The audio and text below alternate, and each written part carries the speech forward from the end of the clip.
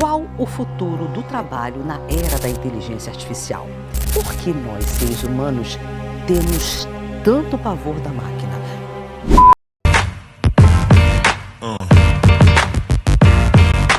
A primeira conversa de hoje é sobre o avanço da inteligência artificial e os impactos da IA no mercado de trabalho. E quando você pergunta quais os setores impactados, eu diria que todos. Hoje em dia, nós precisamos entender que a inteligência artificial, ela chegou para ficar, mas nós precisamos olhar para ela de uma maneira crítica e de uma maneira responsável. Não dá para pensar apenas no aspecto das vantagens que essa automação proporciona, naturalizando o uso dessa ferramenta sem entender muitos dos riscos por trás dessa realidade e que podem colocar o trabalhador numa posição de vulnerabilidade agravada. Obviamente é difícil de prever o futuro, mas você consegue identificar basicamente os limites, onde você pode atuar com a máquina, porque a máquina nunca trabalha sozinha, né? Você precisa de alguém que possa estar tratando dela, possa estar gerenciando ela. Talvez no futuro, com os agentes, a gente tenha algumas máquinas que trabalhem mais sozinhas do que hoje, mas sempre vai precisar de alguém por trás direcionando o trabalho. E nós desconhecemos o impacto da inteligência artificial no mercado de trabalho. O trabalhador, de um modo geral, ele vê com uma certa preocupação uma eventual ocupação de determinados postos de trabalho por esses sistemas automatizados. E a implementação da inteligência artificial, conquanto possa gerar o desemprego em determinados setores, ela traz um leque de oportunidades incrível em relação a novas habilidades que passam a ser exigidas por esse mercado. O algoritmo, ele não é neutro. Ele vai reproduzir muitas vezes padrões, estereótipos de quem os programou. Então nós precisamos ter sistemas internos que façam com que o uso dessas ferramentas, e aí recrutamento de trabalhadores, critérios de bonificação e promoção, e que se não forem regidos de uma maneira transparente e auditável, podem gerar um efeito muito negativo na vida desses trabalhadores. Vitor, qual seria o melhor caminho para evitar toda essa resistência? Eu acredito que, de fato, conhecer, entender um pouquinho das nuances sobre inteligência artificial. O que é um algoritmo, como é que a máquina aprende, que tipo de estatística ela usa. Então você pode começar com um básico, que é para entender inclusive as limitações da máquina. Sabendo inclusive as limitações da máquina, você sabe mais ou menos para onde é que ela vai nos próximos passos. Então, na sua opinião, Vitor, que áreas profissionais as inovações tecnológicas são mais ameaçadoras? É uma palavra forte, ameaçadora, né? A cultura pop sempre te mostra, né? Um medo da máquina, um medo do futuro.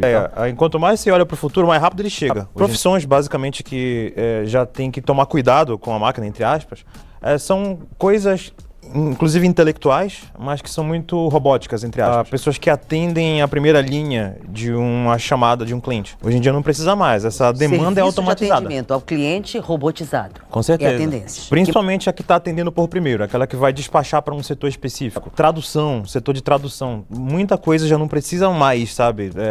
Tá cada dia muito mais rápido. Claro, tem setor de tradução que, obviamente, você precisa... Sempre vai precisar de um humano por trás. Mas tem coisa que pode ser automatizada. Então, atendimento, tradução... que envolve cálculo, por exemplo, setores de cobrança, contabilidade. Com certeza. Acho que hoje em dia, pouquíssima gente trabalha na cobrança por telefone, é tudo automatizado, né? Tanto a ligação como o texto. Setor de imagem, acho que tudo que envolve imagem e texto e áudio, assim, você precisa dar uma olhada. Eu acho que quem usa a inteligência artificial tem superpoderes. Você consegue fazer muito mais rápido, muito melhor. Então a pessoa consegue absorver muito mais trabalho, ter muito mais tempo para fazer coisas legais. Então, de um modo geral, a grande preocupação, e eu acho que esse seria um ponto de inflexão, que é a falta de uma regulação ética. Nós precisamos manusear essa ferramenta, mas a partir de parâmetros éticos e normativos. Ou seja, nós precisamos avançar na legislação. Por quê? Porque fica parecendo que as próprias plataformas eletrônicas, que os próprios sistemas, eles podem ser autorregulados. E aí que reside o grande problema. Sem dúvida. Porque na suposta autorregulação, você não tem acesso aos critérios que foram definidos por programadores, que às vezes levam em consideração determinados vieses, determinadas restrições que podem agravar algumas desigualdades. Assim, robótica acho que é o futuro mais breve, na minha opinião, assim. Porque você precisa muito de diminuir o custo da parte física do negócio, que hoje em dia é muito caro. Você vai aplicar qualquer automação ali mais avançada, fica caro. Porque falta de profissional, falta de material, falta de indústria, não tem no Brasil. Então, na minha opinião aqui, o próximo passo para estudar sobre inteligência artificial é saber como orquestrar agentes.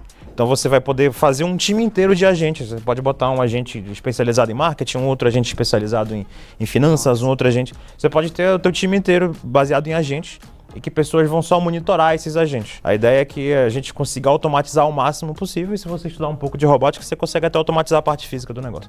Nós não estamos preparados, tá, para manusear, principalmente o exemplo que ela dá da inteligência artificial generativa, entendendo que é muito importante que a máquina ela possa ajudar no sentido de te permitir, por exemplo, selecionar uma fonte de pesquisa, organizar uma estatística, mas ela não pode se substituir à tua capacidade criativa. Sim, com certeza. Então, hoje em dia, como não há regulação, né, e como a inteligência artificial ela funciona numa espécie de caixa preta em que muitos dos processos ocorrem numa certa clandestinidade, a comunidade acadêmica, de um modo geral, as universidades, a produção científica, elas podem ser sim impactadas pelo uso irresponsável da ferramenta sem essa transparência.